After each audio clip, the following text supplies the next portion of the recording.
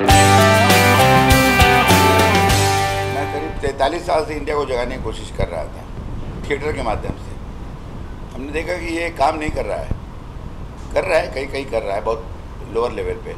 IPTA के साथ जो भी काम करता रहा हूँ, यहाँ हमको साथी मिल गए Bablu Sheshadri as a director और चिराग पाटिल हमारे बगल में बैठे हैं। द टीम यू नो, सबका नाम लेने की ज़रूरत नहीं है। तो वेकअप इंडिया की ज़रूरत है, लेकिन हम जो कलाकार लोग हैं, हम एक मैसेज दे सकते हैं। हम पॉलिटिशियन एक्चुअली नहीं हैं जो हम सब कुछ बदल के रख सकते हैं। हाँ, जनता जो है ना, अगर कटिबद्ध हो जाए तो बदला जा सकता है, जैसे कि आज़ादी की लड़ाई में हुआ है।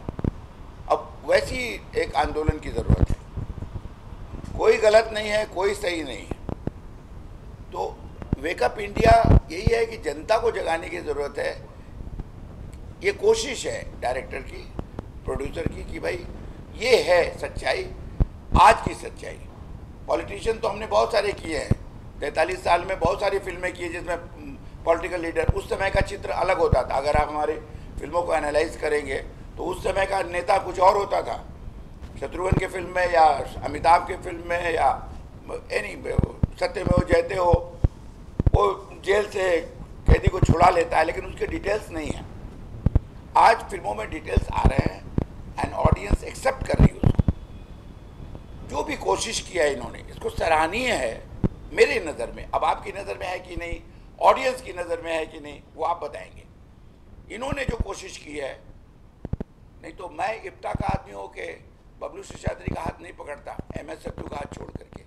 एमएस सत्तू है हमारे सर पे, इप्टा है, रमेश तलवार है, AK हंगल है, सब कुछ हम लोग आवाज़ ही तो उठाए। Everybody knows what IPTA is to do.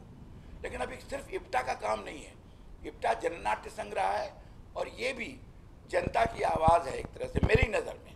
Bablu की नज़र में क्या है वो आपको बताएंगे, चिराग की नज़र में, क्योंकि ये जनता है, प्रोटैगनिस्ट ये है, ये और सही तमनकर जो कर रही हैं, जिन्होंने एक स्टेप उठाया है। आज के ज़माने में कौन सा स्टेप लें कि इस इंडिया को जगाया जा सके जो इंडिया सो रही है। अब फिल्म में मालूम पड़ेगा कि वेदर इंडिया सो रही है सचमुच में या इंडिया को सुलाया जा रहा है। Whether this leader is not alert or he is alert, or what is the matter that is being revealed, that I should not reveal, that Bablu and Mr. Distributor Shakeel भाई और producer Sudhir, they will reveal you। पर मेरा फर्ज ये है कि इतना विश्वास मैं दिला सकता हूँ कि कुछ सोच समझ के ये रोल लिया है, चाहे वो फिल्म छोटी हो बड़ी हो, लेकिन उसमें कुछ बात है तभी मैं करूँगा। सर, असली किरदार से कहीं ना कहीं इंस्पायर्ड है आपका किरदार? असली किरदार से नहीं, असली किरदार तो ये है कि एक सच्चा नेता कैसा होगा, एक व्यभिचारी नेता कैसा होगा, एक करप्ट नेता कैसा होगा। क्योंकि लास्ट में बबलू जी ने और राइटर ने ये मैसेज दिया है कि जितनी पार्टी होगी उतना ही करप्शन बढ़ेगा,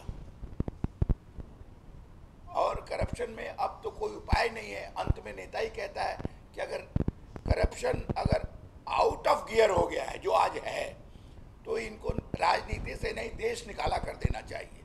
और मैं तो हमेशा के लिए राजनीति छोड़ के जा रहा हूँ। कहीं कहीं वाकया किसी से मिलता है, लेकिन ये नहीं है कि एक पर्टिकुलर कैरेक्टर जो है वैसा कोई नेता और हमारे देश में नहीं है और न रहा, पहले भी रहे हैं, जैसे गुलजारी लाल नंदा, AK गुजराल, लाल बहादुर शास्त्री, ऐसे रहे हैं, उसी तरह का एक नेता। लेकिन आज, उस समय की बात अलग थी। आज